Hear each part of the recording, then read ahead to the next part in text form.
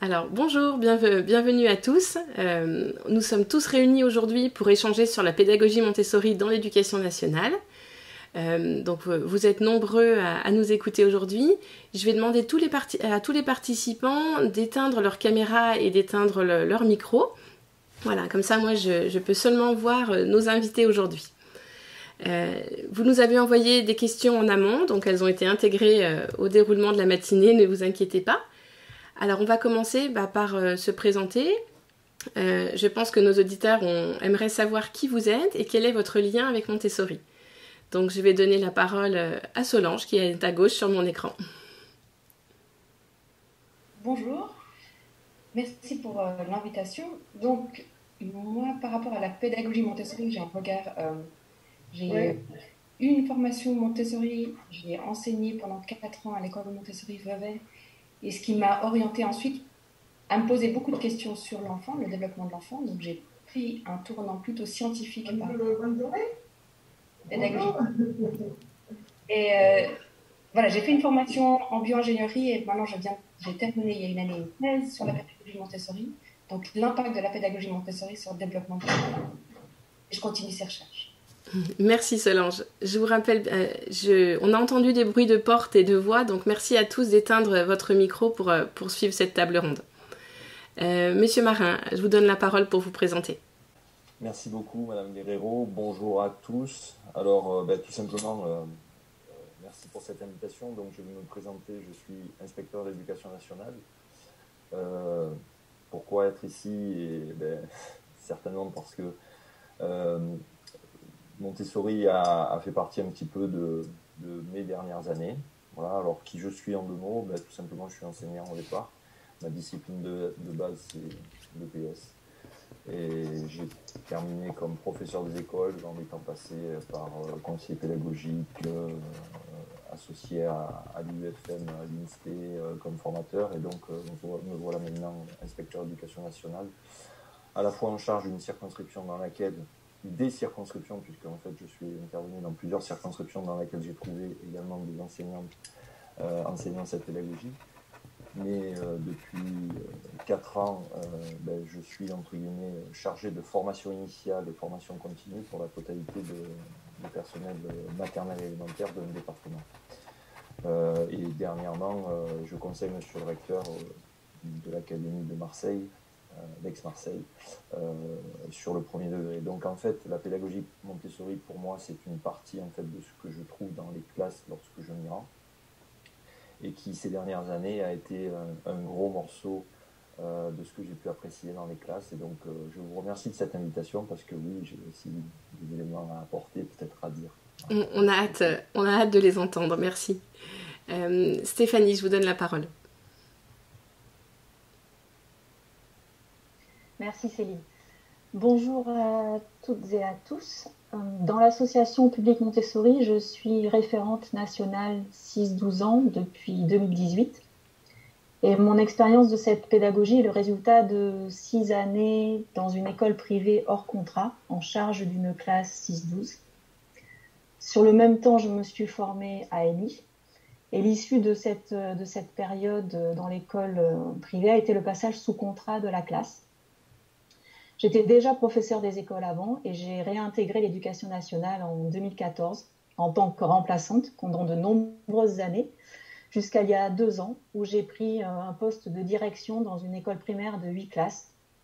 Et dans cette école, j'ai également une classe de cycle 2 dans laquelle j'applique la pédagogie Montessori. Et je suis également l'auteur de l'ouvrage Montessori à l'école élémentaire, publié en 2018. Merci Stéphanie. Anne, à vous de vous présenter.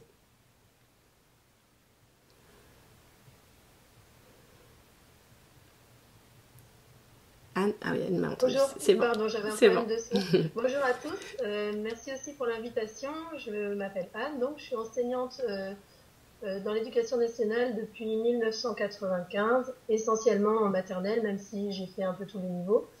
En fin de l'année 2016, j'ai décidé de tout changer. Je suis passée d'un fonctionnement complètement traditionnel à un fonctionnement de travail en activité autonome, d'inspiration Montessori, mais surtout enclenché grâce à Céline Alvarez. ma classe a 3 niveaux, j'ai des petits, des moyens, des grands. J'avais même une toute petite l'année dernière, donc j'avais les 4. J'ai la chance de pouvoir garder mes élèves pendant les 3 années de maternelle. Donc je suis dans une école parisienne de 9 classes et nous sommes 3 en fonctionnement à triple niveau et d'inspiration Montessori. J'ai le soutien de mon directeur, Patrice, que je remercie ici pour sa confiance et son soutien dans la mise en place parce que sans lui, j'aurais pas pu faire tout ça. Et voilà, je vous remercie de m'avoir invitée. Merci Anne. Marguerite, est-ce que vous voulez bien vous présenter, s'il vous plaît? Oui, bonjour à tous. Donc moi je suis Marguerite Morin, je suis enseignante dans l'éducation nationale depuis 2004.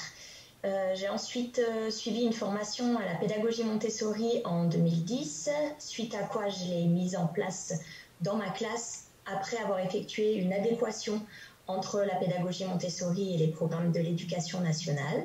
Du coup, à la suite de ça, on m'a contactée pour rédiger des ouvrages sur la mise en place de la pédagogie Montessori au sein de l'éducation nationale.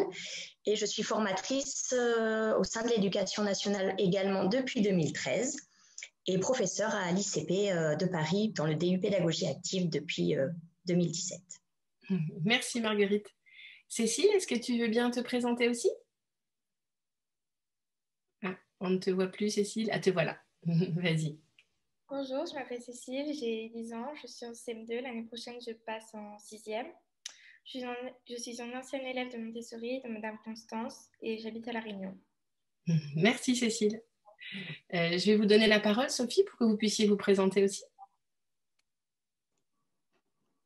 Bonjour à tous, donc merci pour l'invitation. Je participe à cette réunion parce que j'ai 2 enfants qui ont eu la méthode Montessori en maternelle, le grand pendant les 3 années et la deuxième pendant la petite section. Merci Sophie. Et Raja, on vous écoute aussi. Activez votre micro, s'il vous plaît.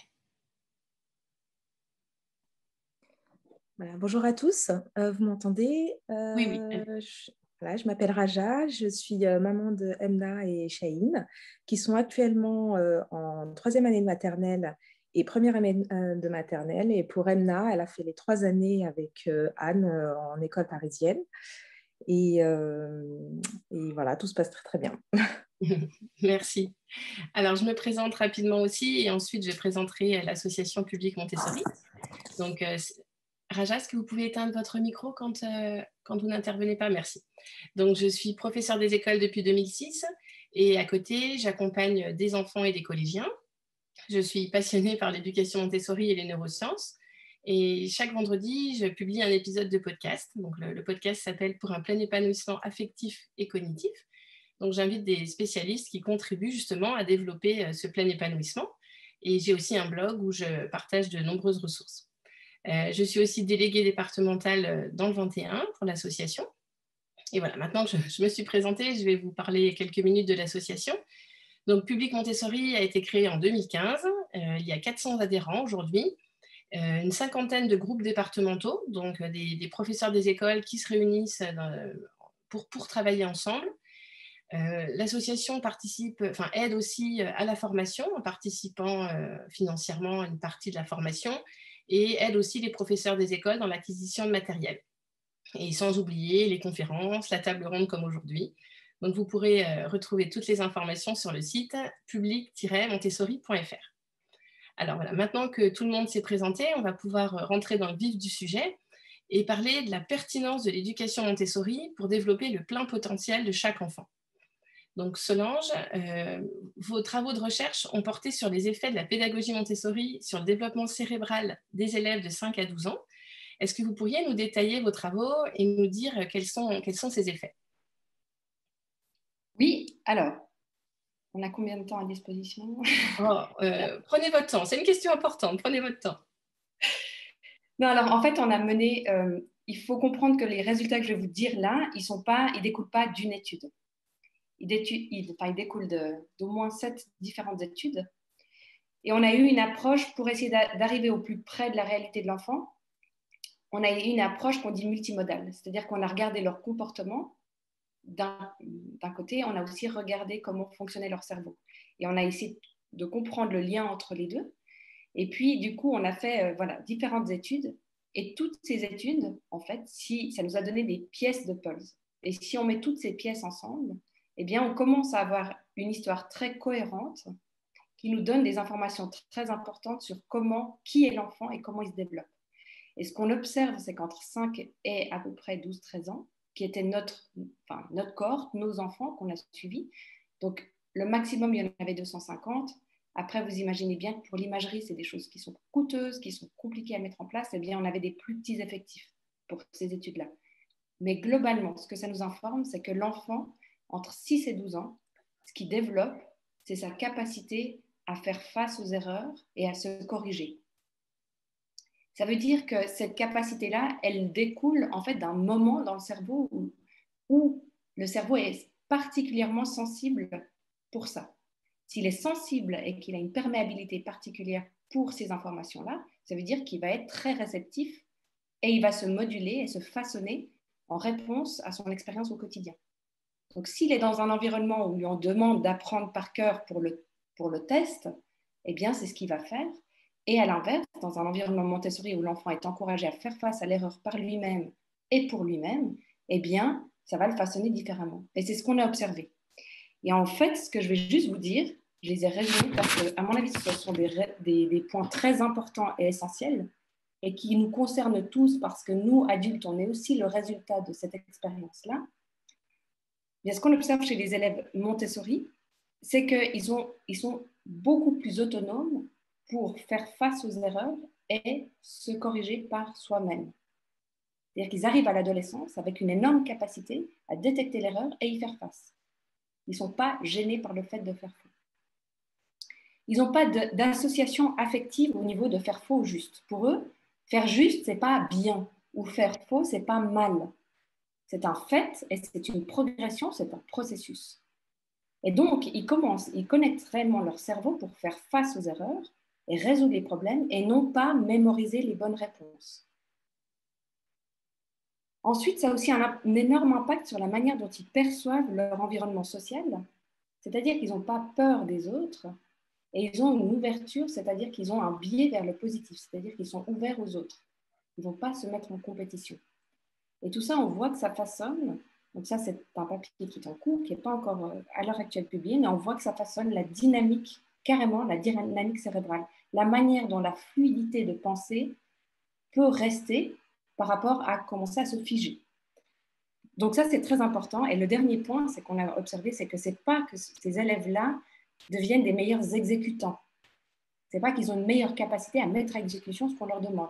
À l'inverse, ils vont être plutôt capables d'avoir accès à leur propre pensée créative, donc à leur propre potentiel, pour faire ce qu'ils doivent faire et le faire bien. Donc, au-delà du fait qu'ils ont des meilleurs résultats scolaires, ce n'est pas des résultats scolaires qui découlent d'une manière d'exécuter, mais vraiment d'une manière de penser, réfléchir et faire face à l'inattendu. Donc, j'imagine que cela vient du fait que dans les écoles Montessori, on ne pointe pas les erreurs des élèves, mais on les encourage à reprendre le chemin jusqu'à la réussite.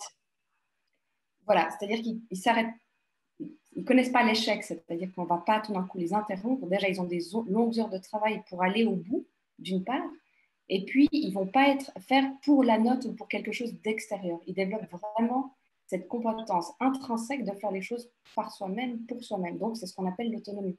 Être capable de gérer par soi-même plus tard, au-delà de l'école, l'imprévu. Merci Solange. Anne, Marguerite et Stéphanie, est-ce que vous pourriez nous dire pourquoi vous vous êtes engagées dans Montessori dans votre classe? Stéphanie, peut-être pour commencer, quel a été le déclencheur?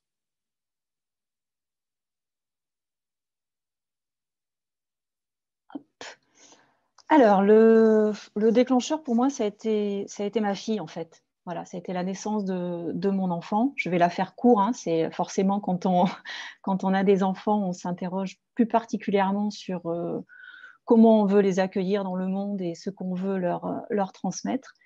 Et donc, ça m'a conduit à un cheminement dont l'aboutissement a été la lecture des ouvrages de Maria Montessori, dans lesquels je me suis complètement retrouvée. Et puis, de façon naturelle, logique, j'ai souhaité en faire bénéficier le plus grand nombre d'élèves dans l'enseignement public, laïque et gratuit pour tous. Voilà, donc j'ai eu la chance d'avoir une expérience dans une école privée, mais l'objectif a toujours été de pouvoir promouvoir et mettre en œuvre cette pédagogie auprès du plus grand nombre d'enfants. Donc, c'était un petit, voilà, on va dire une belle expérience enrichissante qui m'a permis ensuite de revenir à mon objectif principal dans le public. D'accord. Et quel bénéfice, je vais en profiter pour vous poser cette question en même temps, quel bénéfice vous y avez trouvé? Alors moi, j'y trouve essentiellement des bénéfices dans 3 dimensions. La première, ce serait à titre individuel au niveau des élèves, au niveau des enfants, parce que c'est une pédagogie qui répond à leurs besoins, à leurs besoins profonds, que ce soit des besoins de mouvement, des besoins de développement psychique. À titre au niveau du groupe aussi, du groupe de la classe, avec le développement du respect, du vivre ensemble, un sentiment de communauté, et puis par ricochet, un savoir-être qui est transposé dans la cour de récréation, au sein de l'école de façon plus large, voire même jusque dans les familles. Et puis le troisième point, ce serait les bénéfices à titre personnel, puisque ce que je fais en classe correspond vraiment à des valeurs profondes et à ce que je veux apporter aux enfants. Donc c'est vrai qu'il y a une satisfaction à la fois personnelle et professionnelle, avec une classe plus dynamique et un lien réel avec chaque élève. Merci Stéphanie. Anne, est-ce que vous voulez bien nous partager votre transition dans la pédagogie Montessori et les bénéfices que vous y trouvez? Oui, avec plaisir. En fait, ça a commencé par la lecture de Céline Alvarez, j'en ai parlé tout à l'heure, mais je me suis rendu compte des chiffres effrayants qui sont les 10% de pertes en fin de CM2 sur les 6 millions d'élèves qui sortent du primaire. On en a quand même 10% qui ont des compétences de base en lecture et en mathématiques inférieures à ce qui est acceptable, et notamment ça va découler sur une scolarité très très compliquée au collège par la suite. Et ça m'a vraiment révoltée. En fait, le point de départ, c'est une révolte. Moi, je m'en rendais compte, j'avais une classe de petite section et tous les ans, sur mes 28-30 élèves, j'en perdais 2-3 pour lesquels je me disais, bah oui, c'est vraiment dommage, ces enfants-là, j'ai pas réussi à les aider à se concentrer, j'ai pas réussi à les rendre vraiment élèves dans ce qu'on attend d'un élève à l'école. Et en vrai, ils savaient pas ce qu'ils faisaient à l'école. Et ça, c'est terrible parce que tous les ans, je me disais, mais c'est pas grave, la maîtresse d'après va y arriver. Ils ont besoin de plus de temps. Et en fait, la maîtresse d'après, l'année d'après, bah, ça marchait pas non plus parce que finalement, le système fait que ça ne fonctionne pas avec ces enfants plus fragiles. De la même façon, avec les enfants plus performants, plus forts, qui ont besoin de plus de soutien parce qu'ils sont plus loin dans leurs apprentissages, bah, j'avais l'impression d'être complètement inefficace. Donc voilà, c'est plus de l'ordre de la démarche citoyenne finalement que je me suis lancée dans ce changement. Et c'est arrivé, alors je vais essayer aussi d'être assez brève, mais 2 événements en parallèle. J'ai subi une double opération des pieds, ce qui a fait que je me suis retrouvée coincée à être obligée d'être allongée et avoir du temps, énormément de temps pour réfléchir à ma pratique et à ce que j'aimais et à ce que je n'aimais plus, et à ce que je ne voulais plus voir sur la fin de ma carrière.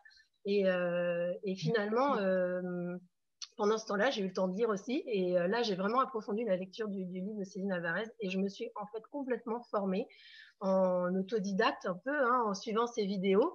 Elle nous donne la possibilité d'accéder gratuitement aux présentations, mais du coup, je suis allée plus loin. J'ai regardé toutes les vidéos, j'ai tout tapé de manière à préparer mes présentations individuelles, à préparer mon matériel, à m'imprégner de cette méthode que je découvrais uniquement par ce biais-là. Donc, c'était un peu compliqué pour moi parce que j'avais pas d'image en tête. En fait, il fallait que j'invente un peu ce que je rêvais pour ma classe.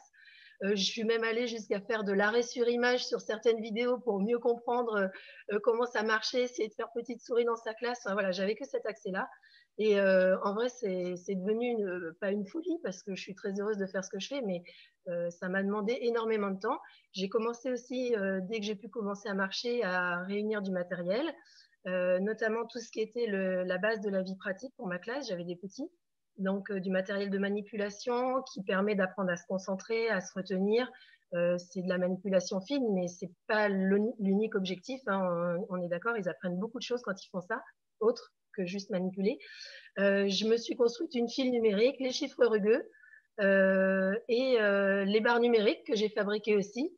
En langage, j'avais les lettres rugueuses et la boîte des petits objets phonétiques, qui est en fait l'initiation un peu au monde phonologique qui permet de rentrer dans la lecture. Et après, ben voilà, j'ai ici aussi des cadres d'habillage. Je sais que mon fils m'a beaucoup aidé, il a fait le support. Enfin voilà, c'était beaucoup, beaucoup d'investissement en temps, de création matérielle. Je remercie Paul. Et j'ai aussi pris rendez-vous pendant mon arrêt avec mon directeur d'école. Parce que j'avais besoin de son soutien, comme je l'ai dit tout à l'heure, je le remercie encore vraiment beaucoup, parce que en fait, je lui ai expliqué que j'en pouvais plus d'apprendre des choses que j'avais l'impression que les enfants oubliaient tout le temps et que je voulais m'appuyer absolument sur les fonctions exécutives. Donc, j'étais en plein dedans. Donc, je lui ai récité une partie du livre de Céline Alvarez et je lui ai dit, voilà, alors moi, j'en connais 3 des fonctions exécutives. Il faut absolument que maintenant, je travaille avec mes élèves là-dessus. Donc, sur le contrôle inhibiteur, apprendre à se retenir, sur la flexibilité cognitive, Solange vient d'en parler. Donc, vraiment, ça, on le voit parfaitement, c'est-à-dire être capable d'être assez souple quand il y a une solution à un problème qui n'est pas la bonne pour en trouver une autre. Donc ça, c'est le fondement de la classe, enfin de la base du travail de la classe. Et la mémoire de travail, qui est en fait la mémoire courte, qui permet de se rappeler des tâches qu'il faut retenir pour arriver à un résultat et finir son travail. Donc voilà, c'était vraiment comme une révolution. Oui, on sent cette passion qui vous anime. Merci Anne. Marguerite, est-ce que vous pourriez nous partager votre transition et comment dire pourquoi vous vous êtes engagée dans la pédagogie Montessori? Oui, tout à fait. Alors, ce qu'il faut savoir, c'est que moi, je me suis d'abord engagée en tant qu'enseignante par choix idéologique, puisque je venais de Sciences Po, et que ce que je souhaitais, c'était contribuer au développement de la société. Et du coup, quand on est enseignant, on se rend rapidement compte, je suis d'accord avec Anne, qu'il y a des choses qui ne fonctionnent pas, il y a des choses qui ne prennent pas en compte la globalité de l'enfant. Et j'ai donc cherché des pédagogies qui pouvaient répondre à ces critères-là. J'ai essayé plusieurs types de pédagogie jusqu'à trouver Maria Montessori, où je me suis formée grâce à Agnès Putou. Et à ce moment-là, il m'a paru évident de le mettre en place dans ma classe en l'adaptant pour qu'elle puisse répondre également aux exigences des programmes de l'éducation nationale et de prendre en compte l'enfant dans sa globalité m'a vraiment permis de me rendre compte à quel point ça fonctionnait et à quel point c'était un vrai levier pour développer la société future que l'on souhaite, une société plus harmonieuse avec des enfants qui sont des adultes accomplis, comme le disait Solange tout à l'heure, vraiment voilà, développer une capacité à être autonome et à fonctionner tous ensemble. Le vivre ensemble est très important également dans la pédagogie Montessori et on a tendance à l'oublier. Merci Marguerite. Voilà. Cécile, tu es en CM2 aujourd'hui. Tu nous as dit que tu étais scolarisée dans une école maternelle publique Montessori. Cécile, est-ce que tu m'entends? Oui. Est-ce que tu peux nous dire ce que tu as aimé? Est-ce que tu te rappelles de tes années en maternelle? Oui, un tout petit peu. J'ai bien aimé les ateliers lecture parce que j'aime beaucoup lire. Les ateliers dessin parce qu'on aimait bien dessiner. En fait, j'ai tout aimé, mais je me souviens plus vraiment trop. Oui. Pas dans les détails, mais tu en gardes un très bon souvenir. D'accord. Merci Cécile. Alors, Monsieur Marin, vous nous avez dit au début que vous travaillez avec des enseignants qui mettent en place cette pédagogie dans leur classe. Quels avantages y voyez-vous? Alors, Madame Guerrero, je pense que les éléments dont je vais parler là ont été à la fois un peu abordés par tout le monde, par Madame de Nervaux et puis par les collègues en fait, dans leur classe. Et en fait, je reviendrai sur plusieurs choses. D'une part, j'y vois des avantages déjà. Voilà, tout simplement. Et je pense qu'il faut le souligner. Alors, j'y vois des avantages, mais je rebondirai sur ce que Marguerite vient de dire, c'est-à-dire, elle a cherché au départ différentes pédagogies. Et en fait, revenir à des choix comme Montessori, c'est parce que derrière, c'est le résultat d'une observation et c'est le résultat d'une identification en fonction des besoins des enfants, qui sont, quand nous les avons en classe, des élèves. Donc à ce niveau-là, je pense que chaque enseignant, et d'ailleurs Anne Reuillon et Stéphanie Marchand l'ont précisé également, c'est à regarder les enfants qu'elles ont dans leur classe, à chercher des solutions pour eux, qui nous conduit petit à petit à essayer de trouver des solutions qui sont peut-être présentes dans différents types de pédagogie. Et Maria Montessori a été, j'allais dire à ce titre-là, une personne juste énorme. Voilà. Dans le cadre de la recherche et dans le cadre des éléments qu'elle a pu mettre à disposition et qu'elle a pu concrétiser pour que chacun d'entre nous puisse s'en servir. Donc j'y vois beaucoup d'avantages. J'y vois des avantages et beaucoup d'entre vous ont parlé également de la maternelle. Donc en fait, j'y vois beaucoup d'avantages et également dans ces classes-là. D'ailleurs, j'allais dire à ce titre-là, pour être passé par exemple dans la classe de Marguerite, où on avait une classe de cycle, comme il a été précisé tout à l'heure par notre collègue, on voit bien en fait la dimension de l'avantage de cette pédagogie-là. Malgré tout, cet avantage a des contre-pieds, c'est-à-dire que ici, autour de la table, finalement, on n'a que des personnes engagées. Donc, c'est cet engagement, en fait. Et sans cet engagement et cette envie de montrer qu'on peut y arriver de d'autres manières, eh bien, les choses ne peuvent pas se mettre en route. Tout à l'heure, Madame de Nervaux nous parlait d'autonomie des élèves. Eh bien oui, c'est un des avantages, c'est-à-dire c'est ce qu'on voit bien, et c'est ce qu'on voit bien dans la poursuite de la scolarité des enfants. Pour avoir discuté avec Marguerite, puisque après le passage dans sa classe, on a parlé des cohortes d'élèves qui étaient passés dans sa classe, des cohortes qui en fait ont mené certains collègues de sa propre école à se poser des questions par rapport aux élèves qui recevaient, mais qui étaient passés dans la classe de Madame Morin. Voilà. Donc en fait, on voit bien que ce développement d'autonomie, ce développement de pas de compétition, cette place de l'erreur dont a parlé tout à l'heure Madame de Nervaux, s'il n'y a pas d'erreur, il y a moins d'apprentissage. Voilà. Et les apprentissages ne sont pas stabilisés. Donc effectivement, se confronter à des savoirs, se confronter à des choses à apprendre en ayant, entre guillemets, la possibilité de ne pas avoir de pression, c'est juste en fait pour un enfant, j'apprends pour connaître, j'apprends pour comprendre le monde. Et en fait, à ce niveau-là, ça sous-tend avoir identifié des savoirs et des objets d'enseignement et des objets à apprendre pour les enfants qui sont utiles. Et donc, on en revient à par exemple, ce qui se voit beaucoup en maternelle, les apprentissages de la vie quotidienne. Donc, en fait, cette pédagogie, elle a beaucoup d'avantages, comme d'autres pédagogies en ont ailleurs. Hein. J'allais dire, je ne suis pas uniquement là, uniquement que pour faire la promotion de celle-là, de pédagogie, mais on retrouve dans cette pédagogie des éléments qui sont fondamentaux pour le développement de l'enfant et qui sont très adaptés au fonctionnement de nos classes, y compris dans l'éducation nationale. Il suffit tout simplement d'avoir digéré, j'allais dire, un certain nombre de représentations et d'organisations pour les mettre en place au niveau de la classe. Je l'ai encore bien vu lors de mes différentes visites dans la classe de Marguerite, qui, de toute façon, presque au départ, c'était un jeu de fléchage pour me permettre de comprendre. Merci Marguerite. Mais après, derrière tout ça, ça va au-delà de ça. C'est-à-dire que le fléchage, il devient tellement implicite que la classe est épurée, mais que la classe est remplie de petits coins de savoir où les enfants eux-mêmes vont pouvoir aller chercher des choses à apprendre.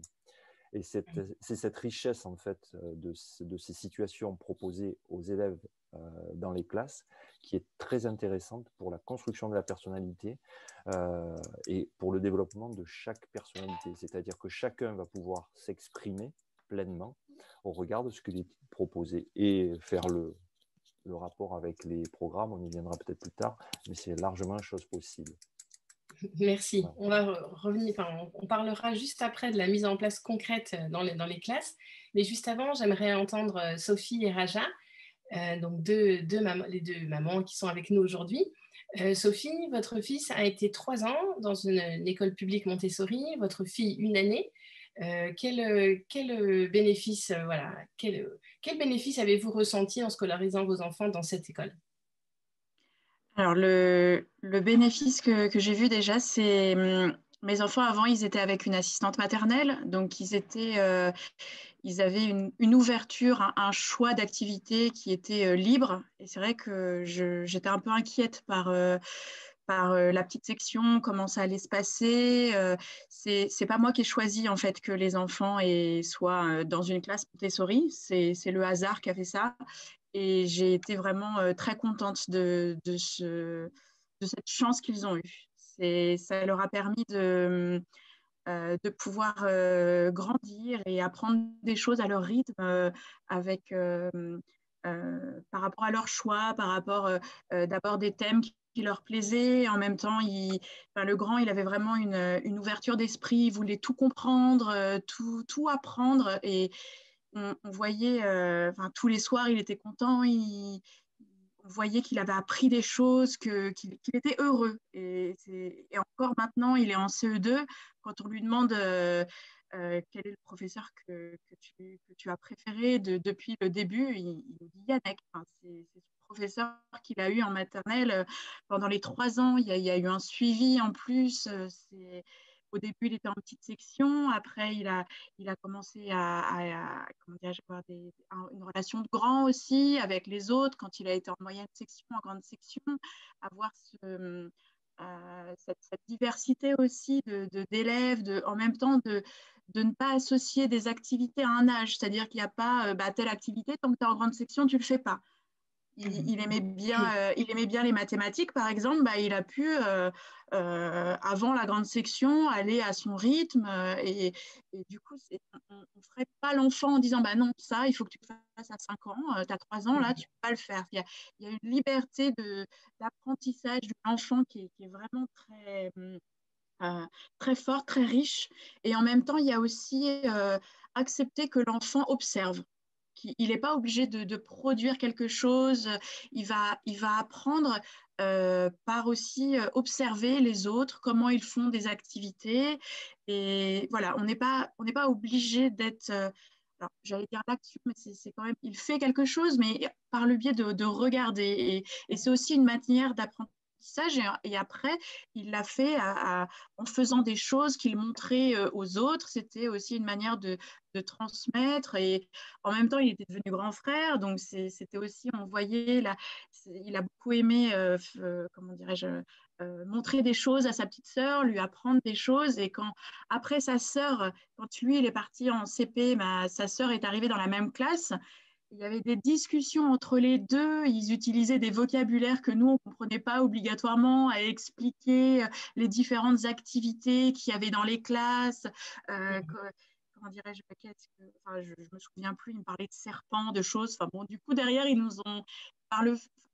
a plus parlé après en étant en CP, en discutant avec sa sœur, en nous expliquant les différentes activités. Enfin, c'est vraiment cette côté, l'enfant, après, bien sûr, il est encadré, mais il est plus libre dans les activités à faire. Et je vois maintenant ma fille qui est en grande section, tout le monde fait le dessin en même temps, tout le monde, c'est pas du tout la même manière, l'enfant. Et enfin, voilà, j'aime bien ce côté, comment dirais-je, liberté d'apprentissage à son rythme en fonction de ce qu'on aime. Après, évidemment, à la fin des 3 années, ils ont appris ce qu'ils avaient besoin d'apprendre, mais ce qu'ils voulaient. Mais voilà, c'est vraiment cette liberté. Je trouve ça vraiment très, très bien pour l'enfant qui grandit à son rythme en fonction de ce qui l'intéresse au moment présent.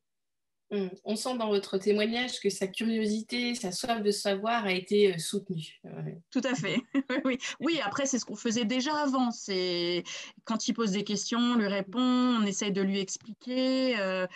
Donc, voilà. Du coup, ça complétait ce qu'il y avait à la maison. Enfin, c'était vraiment très intéressant, je trouvais. Merci, Sophie. Raja, est-ce que vous pouvez nous partager votre expérience? Vos 2 enfants sont actuellement en maternelle dans une école publique Montessori. Comment ils vivent les choses et vous, comment vous les vivez en tant que maman? Oui, avec plaisir. Bah, écoutez, nous, c'est arrivé par hasard, un heureux hasard, pour ma fille Emna, qui est arrivée en première année de maternelle dans la classe de Anne. Et c'était une petite qui était très réservée. Et en fait, on a vu qu'elle s'était complètement développée, mais dans le bon sens du terme, avec une autonomie, un calme et la soif aussi d'échanger, de transmettre. Et on a vu ça avec son petit frère. Et en fait, c'est arrivé à la maison. Et en fait, on a ressenti ce bénéfice à la maison et même envers nous.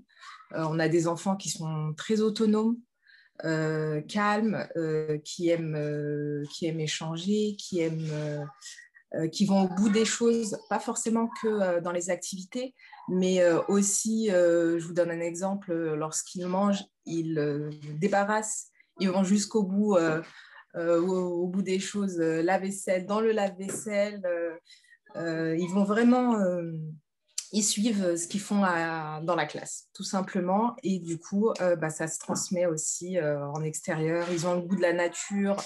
Donc, moi, ce que je retrouve, c'est que ce n'est pas forcément une pédagogie, c'est vraiment une école de vie. Je vois que mes enfants sont ouverts à la culture, sont ouverts à la nature, c'est tellement vaste.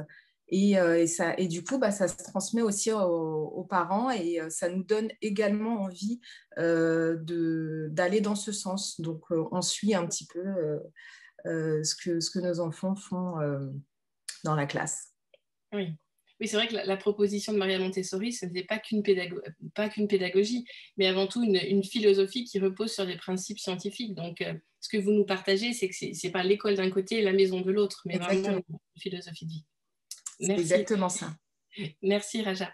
Alors, on vient d'écouter tous vos témoignages sur la pertinence de l'éducation Montessori, et j'aimerais maintenant que nous parlions de la mise en place concrète de cette pédagogie au sein de l'éducation nationale, en parlant des piliers, également des freins. Plusieurs milliers d'enseignants en France se forment et modifient leurs pratiques pour tendre vers cette pédagogie. L'association publique Montessori est même montée jusqu'à 1200 adhérents, donc ça prouve bien l'enthousiasme des professeurs des écoles. Et comme en tant qu'enseignants, nous avons une liberté pédagogique, j'aimerais que chacun donne son point de vue sur la mise en place concrète. Donc, Monsieur Marin, je vais commencer par vous poser 2 questions. Vous l'avez un petit peu dit, mais est-ce que pour vous, cette pédagogie permet de répondre à un besoin institutionnel? Alors, j'allais dire oui et non.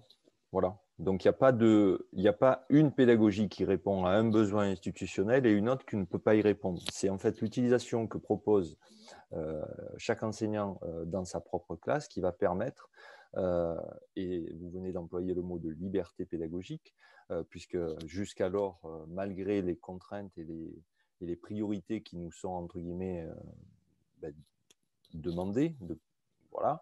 On a toujours pour chaque classe et chaque enseignant la possibilité d'utiliser un mode de pédagogie ou un autre. Et donc, en fait, la pédagogie Montessori en est un. Donc, de ce côté-là, est-ce qu'elle devient un besoin institutionnel? Besoin, non, c'est plutôt un besoin de réponse face à l'observation, c'est ce que je disais tout à l'heure, de nos propres classes et des élèves, entre guillemets, qui sont avant tout des enfants. Donc en fait, ce besoin, alors je vais dire oui, parce que certains de ces enfants ont besoin, en fait, qu'on s'occupe d'eux d'une manière différente.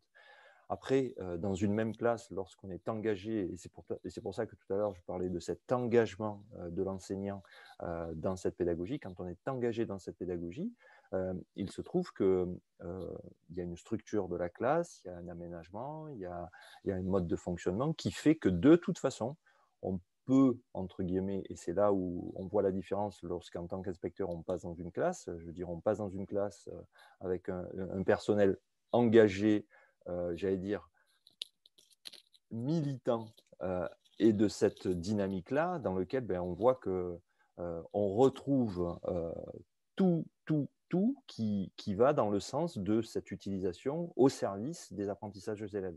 Par contre, après, employer j'allais dire, pour caricaturer, employer 3 plateaux en fond de classe et dire je fais de la pédagogie Montessori, là, on a quelques limites. Je vois Mme Royon qui, voilà, c'est pas possible, et on le sait bien. Donc, en fait, derrière tout ça, est-ce que c'est un besoin institutionnel? Donc, oui et non. Voilà. L'institution, en fait, n'a pas de choix, mais à l'intérieur de cette institution, qui est l'éducation nationale, on a retrouvé plein d'autres courants, plein d'autres solutions qui ont également pour certains et pour certains des enfants, nos deux parents d'élèves présents aujourd'hui, voilà, parlent de réponses qui a été proposée à leurs élèves, ou alors ils sont tombés dedans par hasard.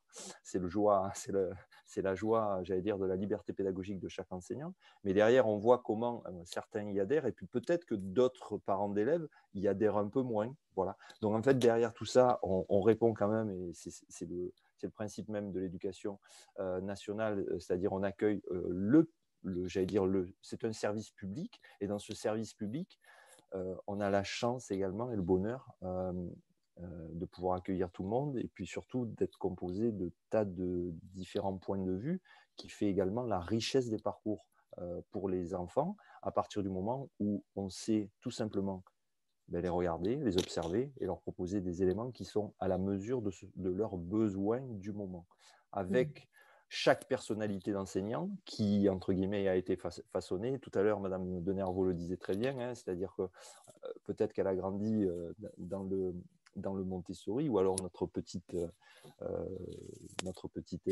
Cécile, voilà, qui peut-être utilisera ce vécu-là, et en fait aura grandi dans une forme de représentation et d'organisation qui est celle qu'elle sera, entre guillemets, attentive pour pouvoir permettre de reproduire ou de modeler ce qu'elle va être après dans la vie sociale. Donc en fait, la réponse, c'est celle-là.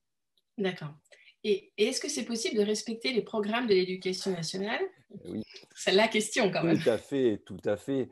J'allais dire, et je reparlerai encore voilà, de Marguerite avec ce qu'elle a pu me laisser voir dans sa propre classe, j'allais dire, et pourtant j'ai eu l'occasion d'y venir et d'y revenir et d'y travailler. Et d'ailleurs, sans faire de promotion plus que ça, mais je pense que les ouvrages de Marguerite font état également de ça, et le dernier également sur lequel on a écrit tous les deux. C'est bien ça la logique, c'est-à-dire que ce n'est pas une pédagogie qui ne peut pas exister à l'intérieur de l'éducation nationale. Non, surtout pas. Elle a sa place complètement, et les programmes peuvent être respectés pleinement dans le cadre de l'utilisation de cette forme de pédagogie. D'ailleurs, j'allais dire, c'est peut-être une question d'après, mais je le dis maintenant aussi, c'est grâce à certains ouvrages qui ont été publiés, et notamment encore cela, il y a plein d'éléments qui sont pré-mâchés pour certains collègues qui voudraient se lancer dans cette pédagogie, parce qu'en fait, avec des fiches ressources qui sont rattachées à certains ouvrages, avec j'allais dire, des éléments qui sont déjà pré-mâchés, pré-utilisés, des grilles d'observation, des tas de choses qui sont préparées déjà par les différents auteurs, et notamment les ouvrages de Marguerite encore. Derrière, j'allais dire, on peut vraiment, vraiment, vraiment rester au cœur des programmes d'éducation nationale avec cette pédagogie-là, sans problème. D'accord. Et on a reçu la question de Virginie, qui s'interroge parce que elle dit que dans les instructions officielles, on ne parle pas de lecture en maternelle, que le travail sur les nombres s'arrête à 10. Et du coup, elle aimerait avoir votre avis. Enfin, 10, à mon avis, c'était peut-être les petits enfants. Et elle aimerait savoir... Il y a un écho d'un seul coup.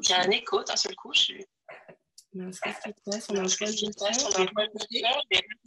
Vous aussi, vous entendez de Il y a une personne qui n'avait pas éteint son micro. Ah, c'est une personne qui a allumé son micro, voilà. Donc, c'est réglé, c'est bon. Et donc, je vous lis sa question. Il est écrit dans les instructions officielles, pas de lecture en maternelle, travail sur les nombres jusqu'à 10. J'aimerais avoir l'avis de l'inspecteur et comment justifier ses choix lors d'une inspection.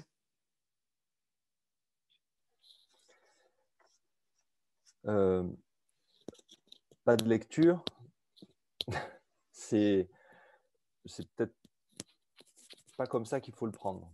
C'est-à-dire que la lecture, c'est un champ qui est extrêmement complexe. Alors, actuellement, c'est une des priorités, hein, je veux dire, avec ce que nous appelons le plan français qui a démarré cette année. La priorité, c'est bien, et tout à l'heure, une collègue également de la classe parlait bien également de ça.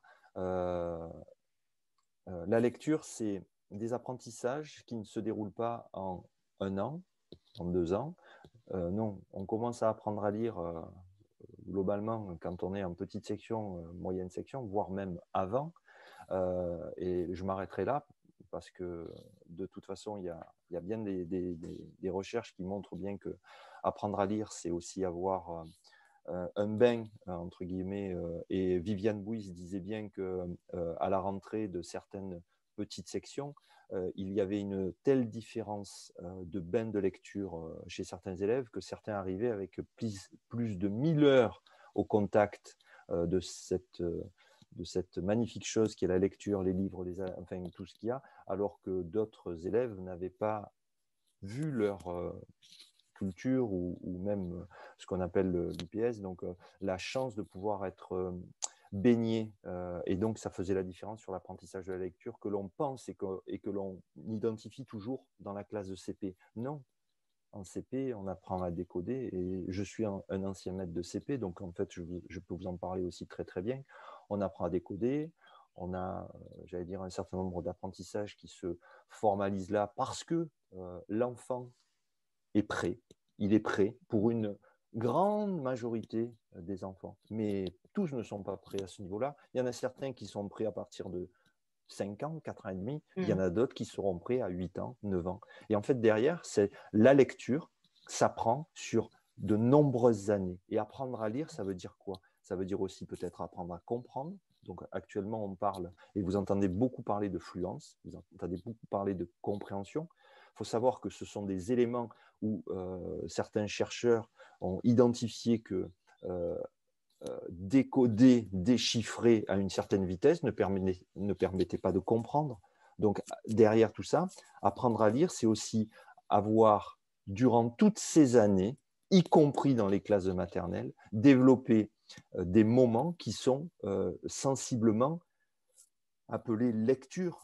Mais ça peut être lecture offerte, lecture silencieuse pour plus tard, ça peut être raconter une histoire, ou le contage d'histoires. Raconter ou conter, c'est deux choses différentes. Et en fait, tout ça fait que la lecture, et c'est comme ça que je pense que notre collègue peut le justifier auprès de son inspecteur, apprendre à lire, c'est pas uniquement que sur une certaine année, et ce n'est pas, entre guillemets, l'affaire d'un seul collègue d'enseignant. Voilà. Donc en fait, je pense que la réponse, elle est facile à trouver. Après, derrière, on pourrait largement encore développer, mais bon, je pense qu'après, il faudrait... Je me demande si sa crainte n'était pas si un enfant de 4 ans, 5 ans lit couramment, voilà, est-ce qu'on risque de me le reprocher? C'est génial, non, Ouais. non, je ne pense pas qu'on risque de le reprocher, bien au contraire. Par contre, là, vous voyez, entre guillemets, comment derrière, on a observé la classe, on a un enfant lecteur, et personnellement, ça m'est aussi arrivé, un enfant lecteur en grande section,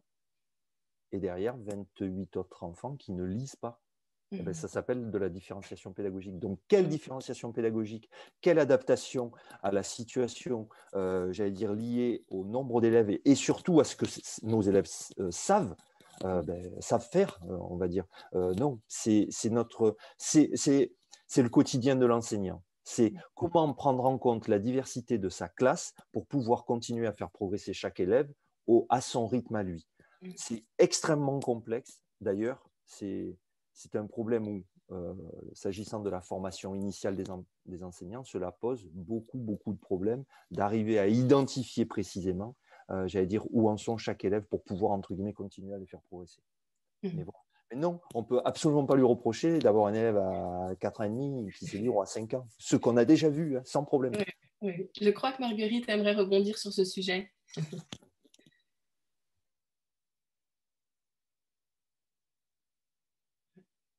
Petit souci de micro.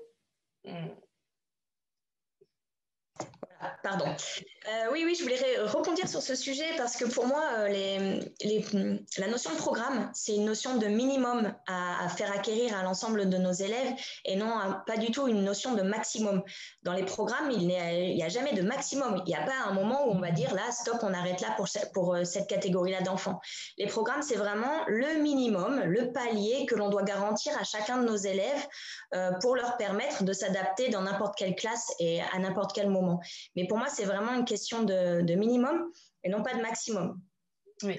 Et pour avoir eu 4 inspecteurs différents, dont Lionel Marin, mais aussi 3 autres, il ne m'a jamais été reproché quoi que ce soit sur le développement très avancé de mes élèves, puisque du coup, on a quand même des élèves qui sont lecteurs, effectivement, majoritairement en moyenne section et en grande section, des enfants qui savent compter et qui savent faire des grandes opérations en fin de grande section, mais ça n'a jamais été reproché, bien au contraire. Voilà. Donc voilà, j'ai même un inspecteur qui m'a dit que si le gouvernement savait qu'on pouvait faire gagner un an à chaque enfant et qu'on ferait beaucoup d'économies et qu'il serait très content. Mais voilà, ce que je veux dire, c'est que pour moi, les programmes, c'est vraiment une question de minimum à atteindre et non pas de maximum. Merci Marguerite. Solange, je vais vous redonner la parole. Ah, quelqu'un a allumé son micro peut-être. Vous observez des différences conséquentes dans le fonctionnement des élèves. Donc, vous nous l'avez dit, en particulier sur leur relation à l'erreur. Mais quels sont les facteurs de l'éducation Montessori qui permettent un tel développement? Oui, alors, c'est une très bonne question. J'y réponds brièvement, puis après, j'aimerais juste rebondir sur ce qu'a dit M. Marin. Alors, c'est une bonne question, c'est vraiment une bonne question. Il y a la dimension individuelle, bien sûr. L'enfant, il apprend par lui-même et pour lui-même, via un matériel qui est majoritairement autocorrectif. Il n'a pas un retour extérieur sur son travail de jugement, de valeur. Et donc ça, je pense que c'est une dimension qu'il faut étudier. Et il y a le fait qu'il est ininterrompu dans son travail, qu'il n'a pas la menace de la fin de l'heure, qu'il a décidé lui-même le travail sur lequel il est. Ça ne veut pas dire il est libre de faire ce qu'il veut, mais il a eu un choix. Et ce choix l'a engagé. Et je pense qu'il y a une dimension qui est actuellement extrêmement sous-étudiée, en tout cas en neurosciences, c'est la dimension de l'apprentissage entre les enfants. Donc, il faut savoir que les classes Montessori sont pensées pour avoir énormément d'élèves et très peu d'adultes. Ce ratio-là est fait exprès de manière à ce que les enfants soient très libres de travailler entre eux, sans intervention de l'adulte. Et ça, je pense que c'est une question à se poser, de se demander comment ça peut influencer et être bénéfique pour le développement de l'enfant. Et c'est des études qu'on est en train de mener actuellement et on aura les résultats prochainement. Donc ça, c'était pour tous les facteurs. Je pense que c'est multifactoriel, ce n'est pas une chose. Et je pense que ça doit nous informer sur le développement de l'enfant, quelle est sa réalité et donc quels sont ses besoins. Et puis approcher ça pour le comprendre, pour mieux y répondre. Et je pense que ça va venir au cours des années à venir en sciences. Je pense de différents points de vue de nouveau. Mais j'en profite, comme j'ai le micro allumé, pour rebondir sur ce que M. Marin a dit par rapport aux besoins des institutions. Ce que je vous ai dit, c'est que cette relation à l'erreur que l'élève construit. Donc, je vous ai dit tout ce que ça faisait chez des élèves Montessori. Ce que je ne dis pas, c'est tout ce que ça fait chez des élèves traditionnels. Il faut savoir que nous, dans nos études, pour des raisons scientifiques, on n'inclut pas des enfants dits à besoins particuliers, donc des enfants qui ont des soucis d'apprentissage. Les résultats qu'on observe, c'est des cohortes d'enfants qui vont bien. Ce que ça fait dans la relation à l'erreur, donc je vous ai dit ce que ça faisait pour des élèves Montessori, il faut entendre que pour des élèves traditionnels, ça leur crée une peur de l'erreur énorme, des inflexibilités mentales, une peur d'autrui, une peur de l'autre. Et je pense qu'il n'est pas une question de y a-t-il un besoin de l'institution, je pense qu'il y a une responsabilité et un devoir de l'institution de prendre en compte la réalité de l'enfant et d'adapter les pratiques non pas à nos croyances, mais vraiment à entendre qu'on a une connaissance de l'enfant à l'heure actuelle qui a évolué, qui répond à un besoin, et donc pour moi, c'est du devoir institutionnel de l'entendre. Et on entend aussi que ça répond à un besoin des enseignants, que c'est gratifiant d'arriver à donner de l'autonomie, à laisser la place à l'autonomie de se construire. Et ça, je pense qu'on est dans une époque où on doit entendre que ce changement-là est nécessaire. Quelle belle parole. Je partage évidemment votre point de vue.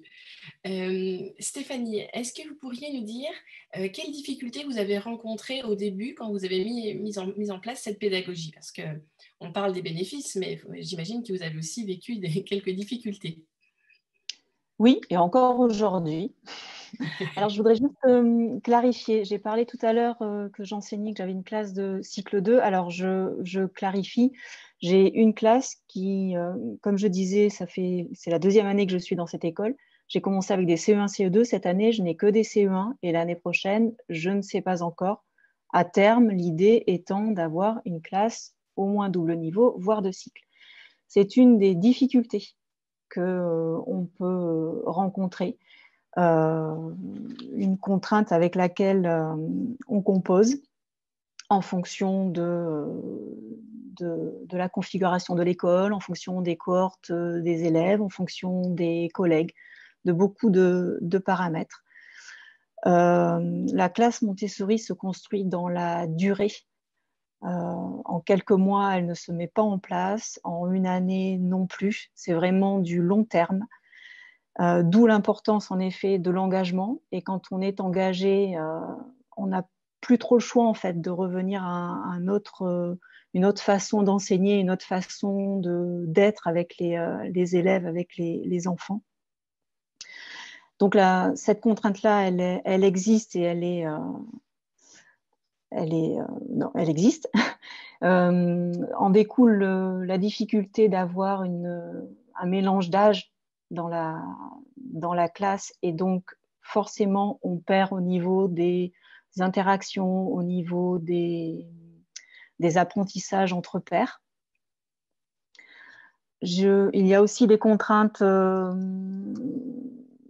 d'organisation spatiale. Les classes traditionnelles sont plutôt exiguës, elles ne prennent pas en compte qu'on a besoin dans la pédagogie Montessori, de matériel, d'exposer quasiment tout le matériel pour la tranche d'âge concernée. Donc, si on a une classe 6-9 ans, ça fait 3 ans et ça fait beaucoup de matériel avec des aires différentes pour les maths, le langage, etc. Du matériel qui doit rester visible à l'année sur les 2 ans ou les 3 ans. Et donc ça, c'est aussi une réalité à prendre en compte. Avec ce matériel, il y a un coût financier qui est aussi donc une autre contrainte. Alors, il existe des solutions, investissement personnel, voilà, on fabrique soi-même le matériel, on l'achète sur ses sous propres. Si on est en frais réels, on peut les passer en frais réels. Si on paie des impôts, ça diminuera un petit peu. Mais bon, les salaires d'enseignants ne sont pas très élevés, donc ce n'est pas toujours le cas. On peut faire appel à l'association des parents d'élèves. On peut s'organiser aussi avec la mairie. On peut aussi faire appel, adhérer à l'association publique Montessori et puis ensuite déposer un dossier pour une subvention. Donc, il existe des solutions, mais c'est aussi une contrainte, cet aspect financier. Et puis les difficultés, alors que moi, je n'ai pas rencontré parce que j'ai eu la chance d'être arrivée dans le public avec une formation déjà Montessori, mais il y a le problème de la formation. Voilà, ça aussi, c'est un gros incontournable. Merci. Voilà, je pense que mes collègues compléteront parce que j'ai sûrement oublié des choses. Oui, j'aimerais demander à Anne et Marguerite si on n'a pas parlé, au niveau des difficultés, j'entends souvent quand même avoir l'adhésion des parents, la confiance des parents, parce que c'est une façon de travailler quand même très différente. Est-ce que vous voulez témoigner sur ce sujet, Marguerite ou Anne? Marguerite en premier? Oui, tout à fait. Alors moi, dans mes nombreuses formations, tant dans l'éducation nationale que auprès des enseignants du privé, les premiers freins, toujours les difficultés qui apparaissent, c'est effectivement toujours la question de l'aménagement spatial, la question des moyens, la question de la peur aussi, du lâcher-prise et de la nouveauté, et la contrainte. Est-ce que la personne peut éteindre son micro, s'il vous plaît? Ça fait écho. Et Camille, apparemment. Oui, Camille, c'est bon, elle a éteint. Allez-y, Marguerite.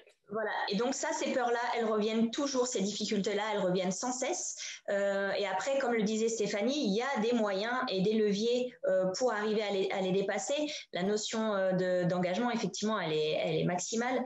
Mais moi, à titre personnel, ce qui m'a, au-delà de ces contraintes, qui sont des contraintes matérielles, et voilà, il y a aussi la contrainte énorme de la posture de l'enseignant, d'accepter de faire autrement, d'accepter le lâcher prise, d'accepter de trouver une nouvelle posture d'accompagnement de l'enfant.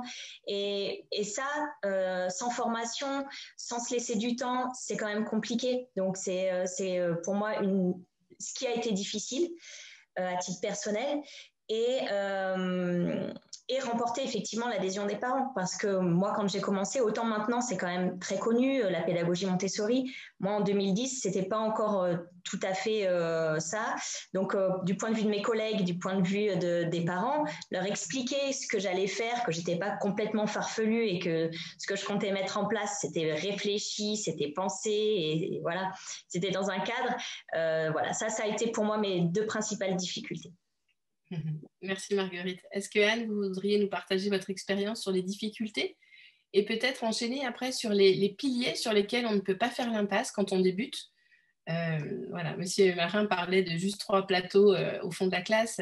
On est d'accord que Montessori, c'est pas ça. Donc, quels sont les piliers sur lesquels on ne peut pas faire l'impasse, même au départ? Oui, je voulais quand même rebondir sur les freins avant, si vous permettez, Céline. Oui. C'est que je rejoins tout à fait Stéphanie sur le problème matériel. Je rejoins à 100 000% Marguerite sur les problèmes de posture de l'adulte. Je l'avais mis en gros sur mon papier parce que vraiment, c'est quand ça fait 20 ans qu'on travaille d'une certaine façon, on a des habitudes nous aussi et on est moins flexible que nos élèves, hein, parce que moi, j'étais pas en pédagogie Montessori quand j'étais petite. Donc, ça demande énormément de travail sur soi-même. Et je vous assure qu'il y avait certains soirs, j'avais l'impression que j'avais le cerveau qui bouillait tellement, enfin, ça fume en fait, tellement ça demande d'efforts ce changement-là. Mais l'autre point que je voulais soulever sur les freins, c'est l'isolement. C'est-à-dire que souvent, quand on se lance dans cette pratique-là, on se retrouve un peu seul, souvent dans son école. Après, on est plus, donc ça aide, mais on se sent seul. Et des questionnements sur la pratique, sur la pédagogie, sur la posture, sur comment on fait avec un enfant comme ça, comme ci, hein, on en a 12 000 tous les jours. Et c'est vraiment super important de se faire aider et d'être entouré. Et moi, c'est ce que j'ai trouvé grâce à Public Montessori, parce que je tiens à le dire, on est un gros groupe au niveau du 75. On se connaît super bien, on s'appelle régulièrement.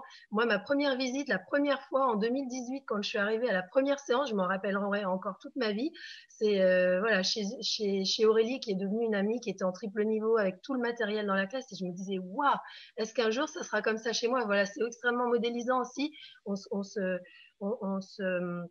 On s'aide, on s'entraide, on se reconnaît. J'ai fait le retour ce jour-là avec Frédéric, qui est aussi devenu mon ami. On avait exactement les mêmes problèmes, les mêmes besoins, le même envie de changer cette société par le bas, en fait, par le fondement. Si nous, on fait pas quelque chose, personne va le faire pour nous. Donc, c'est vraiment de l'ordre de... Il faut agir, quoi. En fait, il faut agir. Et voilà. Anne, ce frein de l'isolement, ça peut en être un si on n'a pas de collègues dans notre classe, mais grâce aux groupes départementaux, ce frein est levé. C'est ça. Et Public Montessori permet aussi de lever le frein de la formation. Je vous ai expliqué que moi, j'étais pas formée, à part en autodidacte, et j'ai quand même, grâce à Public Montessori, pu suivre plusieurs formations courtes en étant subventionnée, ce qui aide aussi, hein. On a parlé d'argent, mais clairement, c'est un frein aussi, hein, ce problème-là. Et voilà, une formation sur les arts, sur l'écriture, sur la programmation, toujours en lien avec la pédagogie Montessori, avec la mise en place, voilà, d'un nouveau questionnement pour la classe. Et ça c'est vraiment fondamental. Moi, les personnes que je rencontre et qui m'aident tous les jours, enfin, j'exagère tous les jours, mais non, on s'appelle vraiment souvent, c'est vraiment lié à Public Montessori. Je remercie beaucoup l'association d'exister pour ça, parce que quand j'ai un vrai problème, un doute ou quelque chose, ben, je sais vers qui me tourner, quoi. Que ce soit Armel, que ce soit Clotilde, Agnès, enfin, je peux pas citer tout le monde, je suis triste, mais vraiment, c'est super important. Et Anne, est-ce que vous pourriez du coup nous parler des piliers sur lesquels on ne peut vraiment pas faire l'impasse? Alors, la posture de l'adulte, on vient d'en parler, je pense que c'est le plus fondamental. C'est-à-dire que c'est ce qui, pour moi, fait le plus de différence entre le fonctionnement traditionnel et le fonctionnement Montessori ou inspiré Montessori. C'est la base. C'est-à-dire que pour mieux savoir quel travail présenter à chaque élève. Excusez-moi, Anne, vous pourriez éteindre vos micros parce que sinon ça fait un écho. Oui, on ne peut pas le faire si on n'observe pas l'endroit où en est l'enfant. Et ça c'est vraiment la base du travail. Je vous assure que la première année, quand j'étais la tête dans le guidon à essayer de courir derrière mes élèves qui avançaient plus vite que moi, j'en étais pas du tout capable. Hein. C'est quelque chose qu'il faut envisager sur le long terme, mais c'est quand même une base du travail qui est fondamentale. L'autre chose, c'est aussi un autre pilier, c'est se faire confiance comme on fait confiance aux enfants. Je crois que si on se met un cadre où on se garantit d'atteindre, comme disait Monsieur Marin, l'accomplissement des instructions officielles pour tous nos élèves de grande section, on a 3 ans, on a du temps, donc il y a moins de stress, il y a beaucoup plus de marge de manœuvre, en fait, d'action pour les enfants. On peut se laisser du temps quand ils en ont besoin, et en même temps, on sait où on va, on sait ce vers quoi on veut tendre, en fait, pour chacun. Et ça, c'est aussi, je trouve, un pilier, c'est-à-dire qu'on croit en eux, du coup il faut croire en soi aussi. Alors voilà, ça demande un peu d'énergie, mais c'est pas toujours évident, mais ça c'est une vraie chance pour nous, et c'est ça aussi, je pense, dans notre enseignement Montessori qui nous rend heureux, c'est-à-dire qu'on sait à quoi on sert, en fait, on a vraiment l'impression d'être utile. Un auditeur nous a envoyé une question sur la récréation. Est-ce que le travail, la période de travail ininterrompue est pour vous aussi un pilier? Alors, moi, c'est un pilier, sauf qu'il y a de l'incontournable dans les écoles. Et si on ne veut pas se mettre à dos toute l'équipe, il y a des terrains sur lesquels il faut une certaine souplesse. J'ai réussi à caler ma récréation en fin de demi-journée. Donc, du coup, les enfants ont quand même 2h15 de travail. Maria Montessori conseillait un accès libre en extérieur, hein. Elle n'interdit, c'était pas qu'il n'y avait pas de récréation, c'est que les enfants avaient accès à un jardin où ils faisaient tout le travail du soin des plantes et tout ça en extérieur. Donc, les enfants ont besoin d'être dehors. Vu ce qui s'est passé en plus là récemment, je pense que, moi, vous voyez, par exemple, j'ai décidé tous les mercredis, on va aller au bois. On a la chance d'avoir le bois de Vincennes pas loin. Donc, effectivement, il y a des récréations où je viens pas parce que je suis pas de service et que je suis pas obligée d'y aller. Donc, je reste avec mes élèves dans la classe. C'est un choix pédagogique. Et c'est aussi un choix pédagogique d'aller à toutes les récré avec mes élèves pour voir ce qu'ils y font. Mais par contre, je vais dehors dès que je peux. Voilà. Donc, je pense qu'il y a des moyens après avec l'équipe de construire en fait une confiance qui fait que quand on n'est pas de récré, on a le droit de pas venir parce qu'on a d'autres priorités dans la classe et c'est pas grave, les enfants ils iront dehors à un autre moment. Voilà. Mais c'est vrai que c'est un problème d'équipe en fait, c'est plus qu'un problème individuel.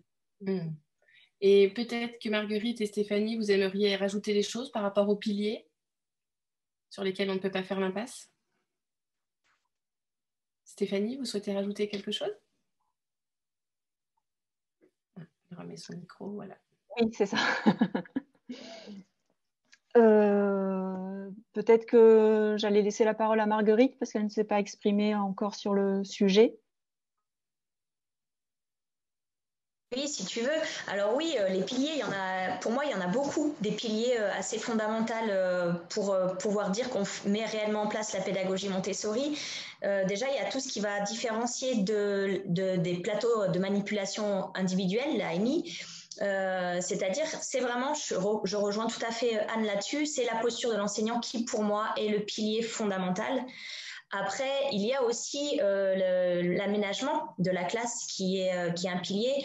Le triple niveau, oui, comme disait Stéphanie, on peut le faire en simple niveau, mais on perd une partie quand même importante de relations sociales, d'entraide, de temps qu'on laisse à l'enfant.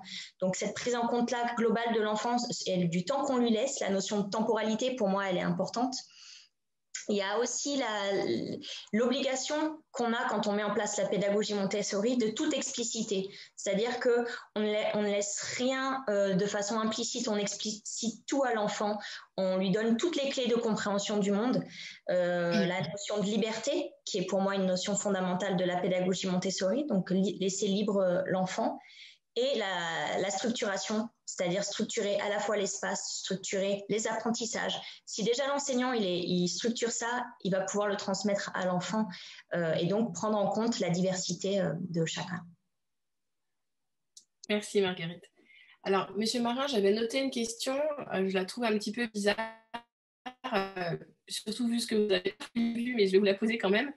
J'avais l'intention de vous demander, est-ce que vous pensez qu'il est temps que les choses évoluent pour que cette pédagogie se développe dans l'éducation nationale, ou devrait-on se résigner et accepter qu'elle soit réservée en majorité aux écoles privées hors contrat? La réponse est non, tout simplement.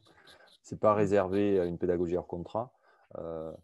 Je pense que c'est, en fait, tout le monde l'a dit autour de la table, c'est une richesse de pouvoir, entre guillemets, avoir cette liberté pédagogique et de pouvoir installer ce type de pédagogie, je répète, comme d'autres, qui ont des avantages et des inconvénients ou des freins, parce que là, on a parlé des freins, mais effectivement. Donc, en fait, la réponse, est-ce que ça doit être uniquement dans le hors contrat? C'est non. Non. Et d'ailleurs, je pense, j'allais dire, la preuve en est là, c'est qu'on a une collègue qui était hors contrat, qui est maintenant éducation nationale pure et simple. Alors après, j'allais dire, et même pour répondre à une question qui était sur le chat, comment fait-on, entre guillemets, pour avoir un triple niveau quand notre institution ne le veut pas? Je pense que, comme toujours, l'enseignant doit convaincre, doit enrôler, doit argumenter, doit faire la preuve. Mais auprès de qui? Eh bien, souvent, ça peut être auprès des élèves, auprès des parents, mais ça peut être aussi auprès de la hiérarchie, les équipes, les collègues dans l'école, le directeur, l'inspecteur. Donc, en fait, c'est une manière d'être qui est peut-être à expliquer. De la même manière qu'on explique la totalité des choses aux élèves, il faut expliquer la totalité des choses à notre hiérarchie, à nos collègues. Et juste, entre guillemets, je pense qu'il y a un mot qui est important, c'est compromis. Voilà. C'est-à-dire que mais c'est juste la vie qui est un compromis, c'est-à-dire que c'est un équilibre à trouver qui correspond à nos 15% d'élèves qui ne veulent pas sortir et le reste de la classe qui veut sortir. Aujourd'hui, 2-3 élèves sont arrivés dans le village d'où ils viennent. Eh bien, il y a eu un événement important, donc ils sont juste pas enclins à travailler. Donc en fait, ils ne sont pas enclins à travailler. On en fait quoi? Voilà. Est-ce qu'on rebondit? Est-ce qu'on tire la ficelle pour dérouler la pelote qui va être celle de… On va parler de l'événement important du village parce que c'est important. Voilà. Donc, en fait, et de là, ça va être raconter une histoire. Je veux dire, je peux très bien le relier. C'est cette liberté, entre guillemets, qui existe toujours au moment où on se parle, dans le respect des programmes. Et, voilà. Mais bon, je ne connais pas une classe en France dans laquelle chaque jour, il ne se passe pas quelque chose d'imprévu. Et faire face à l'imprévu, c'est ce que Solange disait. Hein, c'est l'adaptation, c'est la souplesse, c'est fondamentalement dans ce que doit être l'enseignant pour pouvoir, entre guillemets, observer et pour pouvoir répondre de manière la plus adaptée. Alors, selon qui il est, parce que même l'enseignant, si ce drame s'est passé dans son propre village, ben juste aujourd'hui, il va expliquer aux élèves que c'est juste pas le bon moment de… Voilà. Alors, on va revenir peut-être à un plus traditionnel, à un moment où on va expliquer aux élèves ben écoutez, aujourd'hui les enfants, ben voilà, Lionel est pas très en forme, il y a eu quelque chose qui s'est passé d'important et je vous demande de faire un petit peu attention. Et voilà. Et en fait, la classe, c'est un microcosme, il y a une vie sociale dans la classe, dans l'école, et en fait, chaque chose est à apprécier de cette manière-là. Voilà. Et ça permet à tous de coexister, cohabiter, d'être équilibrés. Et entre guillemets, à partir du moment où l'organisateur de la classe sait où il va, derrière, il y a… Voilà. Dans le respect de ce qu'on lui demande de faire, bien entendu. C'est la compétence première de notre référentiel de compétences professionnelles des écoles. Donc voilà, agir en bon fonctionnaire de l'État, alors quand on est fonctionnaire, ou même quand on est dans une classe, j'allais dire sous contrat, je veux dire, il y a des… parents d'élèves dans une classe hors contrat, je veux dire, il y a des liens qui sont autres. En plus d'être, entre guillemets, liés à l'éducation, il y a le côté financier, il y a le côté… Voilà. Et en fait, tout ça, ça va de pair. Oui. Et Anne, Stéphanie et Marguerite ont bien insisté sur la posture de l'adulte. Le pilier est vraiment central. Et donc, la formation, forcément, c'est un sujet très important. Qu'est-ce qu'on pourrait faire pour que la formation évolue plus rapidement? Formation initiale, formation continue? Est-ce qu'il y a des choses à faire? Alors, merci de me poser cette question. J'allais dire, je suis responsable de la formation initiale et continue pour un département complet qui n'est autre que le premier ou le deuxième département de France.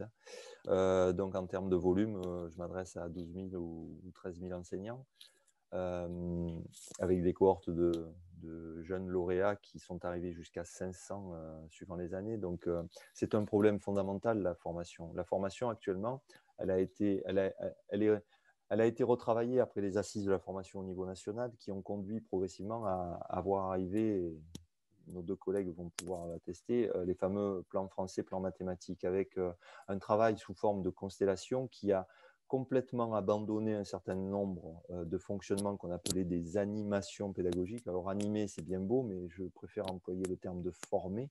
Et quand cette formation a pris la peine d'identifier les besoins de chaque collègue et de faire remonter, et qu'on peut arriver à travailler en petits groupes, 4, 5, 6, 7, 8, et à échanger sur nos pratiques professionnelles, à aller se voir, à avoir une expérience, j'allais dire, de formation de pairs par les pairs, ou de pairs par des experts, ou de pairs par des formateurs qui sont en dehors. C'est ce qui est en train de complètement se mettre en place. Alors, ça a du mal parce que l'éducation nationale, c'est une grande maison avec beaucoup d'écoles. Et tant que ça sera l'éducation nationale, on aura peut-être la chance de pouvoir avoir quelque chose, j'allais dire, et tout à l'heure, je parlais de service public, mais c'est bien là. Donc, en fait, c'est une de mes préoccupations au quotidien, cette formation. La rattacher et injecter des besoins qui sont liés à ce qu'on expérimente dans nos écoles, de toute façon, à travers les deux disciplines qui sont celles qui sont concernées par les plans nationaux français mathématiques, j'allais dire, on va pouvoir accéder à ce type de démarche Montessori. Et moi, personnellement, je l'ai déjà vu dans ma circonscription cette année, hein, c'est-à-dire que quand on a travaillé mathématiques, plan mathématiques, constellation mathématiques, et que certains utilisaient des plateaux Montessori, mais fondamentalement, on est arrivé à discuter, entre guillemets, dans les constellations, d'échanges autour de cette forme de pédagogie, de cette forme d'adaptation. Voilà. Donc, en fait, après, l'expérience qui est celle d'aller voir un collègue dans sa classe pour un partage de pratiques professionnelles, c'est juste ce qui va nous faire progresser. J'entendais tout à l'heure Madame Marchand qui parlait, ou Madame Royon qui parlait, j'allais dire, de la totalité des collègues qui sont dans le 75, je crois, et qui, en fait, on va les chercher, en fait, parce que c'est une grosse association. C'est aussi ça, c'est pouvoir arriver à se construire des réseaux, la formation, c'est pouvoir arriver à avoir, sur le chat, il était question de parler de différents ouvrages, de différents auteurs. Donc, en fait, derrière tout ça, il y a une série de choses à essayer de prendre en compte en tant qu'enseignant pour nous permettre de continuer à évoluer. Et là, le champ de la formation, c'est un champ important parce que de plus en plus, il est distillé d'une manière précise. Il nous est au moins demandé de le distiller d'une manière précise au plus près des préoccupations des enseignants. Reste le problème fondamental de la formation initiale, mais là, j'allais dire, je ne vais pas m'étendre parce que, vous le savez comme moi, à la rentrée de septembre 2021, une nouvelle maquette arrivera de formation initiale qui permettra progressivement d'avoir des enseignants qui se sont confrontés à la réalité de l'observation dans les classes à partir de la licence 2, donc licence 2, licence 3, M1, M2, pour arriver à être, la manière dont on dit, professeur des écoles stagiaires. Et donc, au total, peut-être une formation allongée dans laquelle peut-être que ce parcours de formation aura donné la possibilité de se rendre dans des endroits où on aura découvert cette pédagogie, en plus de ce qu'on pourra avoir en formation initiale pleinement. Anne, je vais vous redonner la parole, mais on avait une question de Charlène. Est-ce que ça serait envisageable d'inclure des formations Montessori aux animations pédagogiques? Du coup, je vous pose la question à vous, Monsieur Marin, pour la question de Charlène. Est-ce que c'est possible de les inclure aux animations pédagogiques? Actuellement, le plan de formation annuelle oblige les circonscriptions et donc les inspecteurs de circonscription à répondre à une demande qui est précise, hein, c'est-à-dire qu'on a, comme je dis, pour un tiers des enseignants, de chaque circonscription. Alors, je prends le cas de ma circonscription, 300 enseignants, ça veut dire que 100 enseignants sont investis dans le champ des constellations français-mathématiques. Et ça, en fait, on a un plan pluriannuel sur une durée de 6 ans. Donc, ces enseignants, à terme, devront être formés au bout de 6 ans sur la totalité des 2 plans, plan français, plan mathématiques. Donc, en fait, en gros, ça fait 50 enseignants en français, 50 enseignants en mathématiques sur une constellation qui va jusqu'à 30 heures. Donc, en fait, on dépasse le cadre des 18 heures de la formation qui est prévue dans les 108 heures des enseignants. Mais deuxièmement, on a quand même une série de 18 heures qui est toujours raccordée à 9 heures de français, 9 heures de maths. Ou alors, 6 heures de français, 6 heures de maths et 6 heures d'autres. Alors, dans le autre, effectivement, on peut trouver des formations Montessori, mais quand on voit, entre guillemets, l'investissement que cela demande, j'allais dire, moi, je parlerais plutôt d'une information. C'est-à-dire qu'on peut commencer à informer, on peut commencer à… Tout à l'heure, j'ai parlé d'échange de pratiques professionnelles. Ça veut dire que je ne pense pas que beaucoup d'inspecteurs, à partir du moment où il a les moyens de remplacement ou des moyens d'organisation qui permettent à un enseignant de se rendre dans la classe d'un autre, je ne pense pas qu'un inspecteur en France refuse le fait d'aller se rendre dans une autre classe pour voir.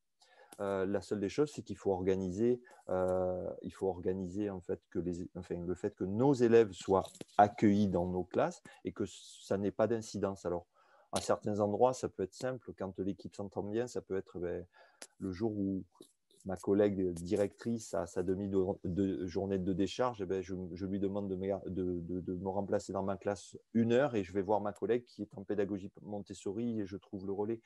C'est du bidouillage, d'accord, sauf si des fois l'inspecteur et la ressource départementale peut procurer des remplaçants pour mettre au service de ça. Merci. Anne, vous vouliez rebondir ? Oui, je voulais juste évoquer le problème. Alors, cette année, j'ai participé à la découverte du principe alphabétique dans le lieu des constellations. Donc, voilà, j'ai bénéficié de ça cette année aussi, comme et c'est vrai que c'est vraiment très, très intéressant de pouvoir échanger sur ces pratiques. Mais ce que je trouve le plus difficile, du coup, nous, on est encadrés par notre conseillère pédagogique. Mais ce que je trouve le plus difficile, finalement, dans le métier, surtout au niveau du changement, comme on parlait de la formation Montessori, c'est que finalement, nos supérieurs hiérarchiques n'ont pas forcément une lisibilité très claire de ce qu'on fait dans nos classes et pensent qu'on fait que du travail de plateau autonome parce qu'ils n'ont pas les clés de lecture de tout ce travail en amont, de tout ce travail de phonologie, et le moment de la découverte du principe alphabétique a été un moment d'échange incroyable avec la conseillère pédagogique et elle a appris comment fonctionner. Elle a, je pense, découvert un peu mieux notre système de fonctionnement. Mais vous disiez que Monsieur Marin, que vous étiez venu souvent dans la classe de Marguerite pour observer, pour mieux comprendre comment ça fonctionnait.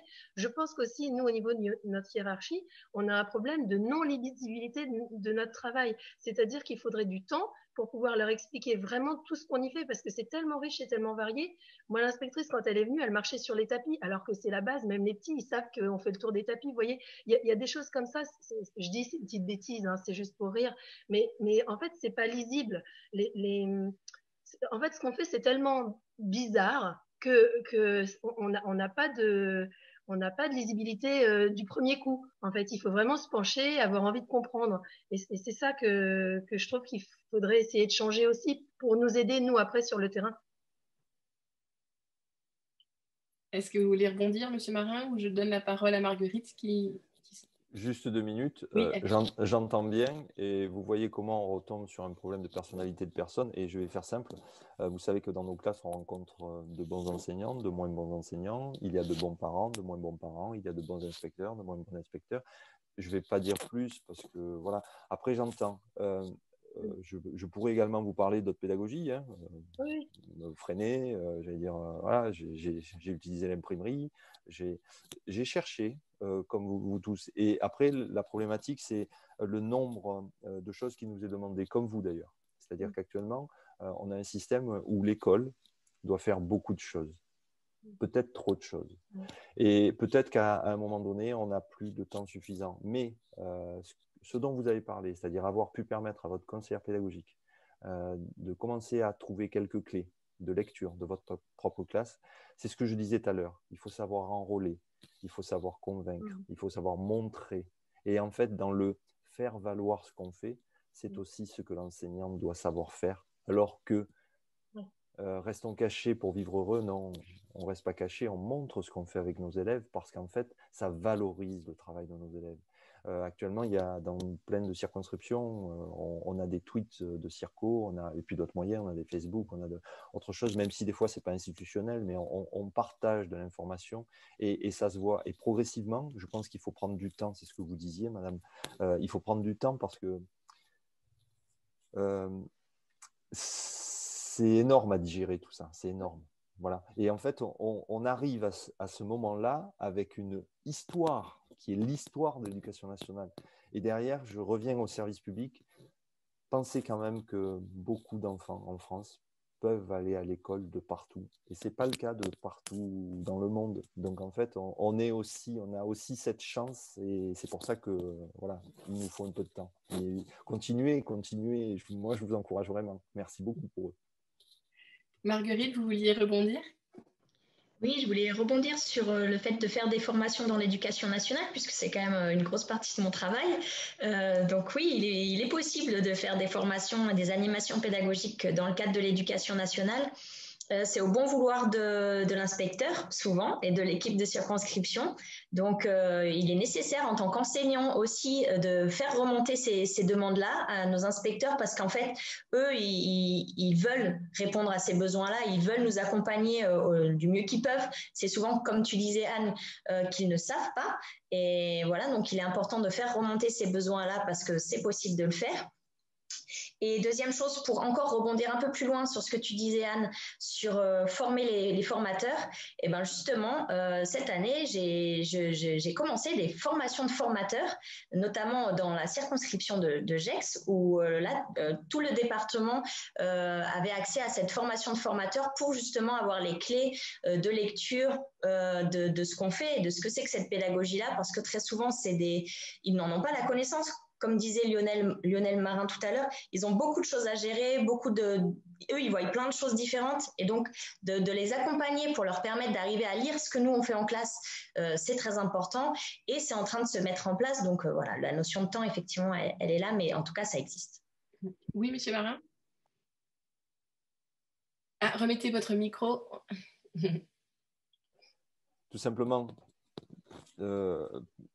pour suivre ce que vient de dire Marguerite, oui, Marguerite est venue faire des conférences, par exemple, dans ma circonscription. Et donc, en fait, il y a des choses qui sont possibles. Alors, tout à l'heure, on a parlé d'animation pédagogique. Alors, certes, les animations pédagogiques sont transformées de plus en plus, comme on le disait, et la collègue a rebondi dessus, par des constellations. Mais il faut savoir quand même que ces temps de formation sont tellement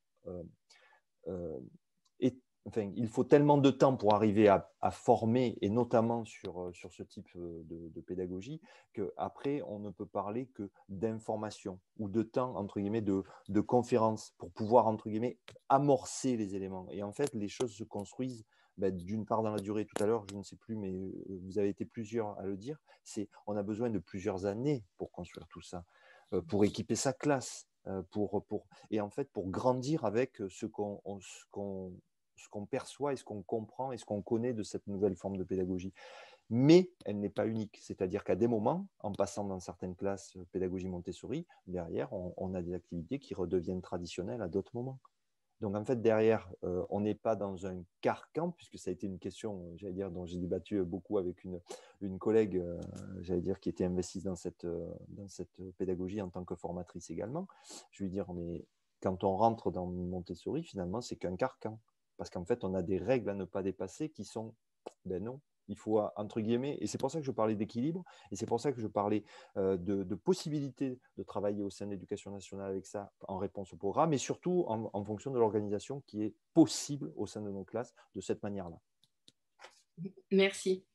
Alors, tous ces échanges ont été passionnants. On va manquer un petit peu de temps pour la dernière partie qui était prévue sur l'avenir des enfants à la fin de leur scolarité, à la fin de la maternelle ou à la fin du primaire. Mais j'aimerais prendre encore juste 5 minutes pour donner la parole à Solange et à Cécile pour l'avenir des enfants après Montessori. Alors, Cécile, est-ce que tu sais déjà quel métier tu aimerais faire plus tard ? Alors, j'hésite entre plusieurs métiers. Donc, j'hésite entre éditrice et infirmière. D'accord. Donc et est-ce que tu as des passions donc, éditrice, j'imagine que tu aimes beaucoup lire, écrire. Oui, j'adore lire et écrire. J'aime aussi la natation.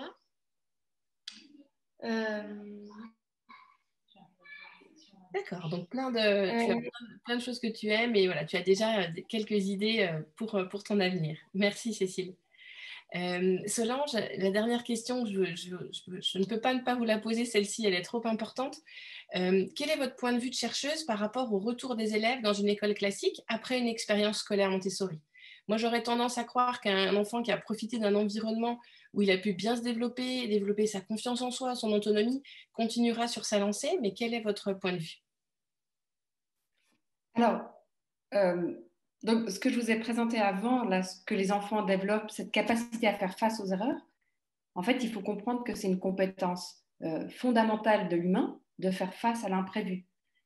Et donc, eux, ils ont eu la possibilité de s'entraîner à faire face à l'imprévu et puis donc à développer cette capacité de se réguler, de réguler l'imprévu pour jamais perdre leurs ressources intérieures, leur créativité personnelle, pour s'adapter. Donc, ils ont une énorme capacité d'adaptation, mais pas d'adaptation en gardant leur réalité présente. Et du coup, ça veut dire que c'est aussi des élèves, comme ils n'ont pas peur de l'autre, puisque l'autre est inattendu, eh bien, ils ont une capacité de coopérer et d'entrer en relation avec les autres pour co-créer. Donc, pour moi, c'est des êtres humains qui sont plus prêts à s'adapter que 90% des adultes, on le sait, qui ont peur de faire faux. Donc, si 90% des adultes ont peur de faire faux, donc ils ont peur de l'inattendu, donc ils sont intolérants avec autrui, donc ils sont moins préparés à s'adapter. Et c'est ce que j'entendais dans le discours de Anne, c'est à quel point, en fait, il faut travailler sur l'adulte qui doit apprendre de nouveau, comme on est tous 90% issus d'une éducation traditionnelle, en tout cas moi personnellement, je dois travailler sur ma propre limitation à l'imprévu, à la différence. Et c'est cette idée de Montessori qui va, à mon avis, au-delà du matériel, cette préparation de l'adulte sur laquelle vous insistiez, et je pense que c'est extrêmement important de le dire. C'est pas juste avoir le matériel dans sa classe, mais c'est être prêt à laisser la place à l'enfant qui est un individu très inattendu et imprévu. Donc pour moi, ces élèves-là, ils sont mieux équipés que nous-mêmes, adultes, avec notre historique d'éducation traditionnelle. Et puis, ça ne veut pas dire que ce sera forcément, ils ne trouveront pas forcément tout très heureux, mais ils auront tout en main pour faire face à leurs difficultés et à leur inattendu à eux. Merci Solange. Alors, on a un peu raccourci ce sujet-là de l'avenir, de l'adaptation des enfants. Avant de tous vous remercier, je voudrais faire un petit tour de table finale. Est-ce que vous avez quelque chose à ajouter? Je ne voudrais pas que vous partiez avec quelque chose. Voilà. Oui, Stéphanie? Oui, merci. Je reviendrai juste rapidement au sujet de la formation. La première formation, c'est quand même la lecture des ouvrages de Maria Montessori. Peut-être pas tous, mais voilà, au moins se pencher là-dessus parce qu'il n'y a rien de tel que la source. Et puis après, voilà, en soutien, vous l'avez dit, redit, je vais le dire encore une fois, l'association publique Montessori pour échanger, pour pratiquer également et ne pas se sentir isolé. Et puis, cette pédagogie est formidable. Elle fonctionne, surtout, j'ai envie de vous dire, excusez-moi, j'ai le chat au milieu du champ, engagez-vous. Et je vous remercie pour la table ronde. Merci. Merci à tous pour votre participation. J'ai trouvé cette table ronde d'une richesse extrême. Donc, merci à tous. Et comme le précise Stéphanie, on compte sur vous pour adhérer à l'association et vous pourrez aller chercher du soutien aussi dans votre transition éducative. Moi, je voudrais, excusez-moi, allez-y, je voudrais juste rajouter quelque chose. Si jamais il y a des parents qui sont présents, en fait, il y en a beaucoup qui disent voilà, j'ai peur, mon enfant, il est dans une classe Montessori, après, il n'y sera plus. Comment il va faire pour s'adapter et je pense que c'est toujours une très bonne opportunité pour vos enfants, si jamais ils peuvent avoir juste 1 an d'une classe Montessori. C'est vrai que vous disiez peut-être qu'1 an, c'est pas suffisant, parce que c'est sur plusieurs années, mais l'enfant, il va apprendre plein de choses, ça va être une richesse pour lui. Et après un enfant, ça s'adapte très bien.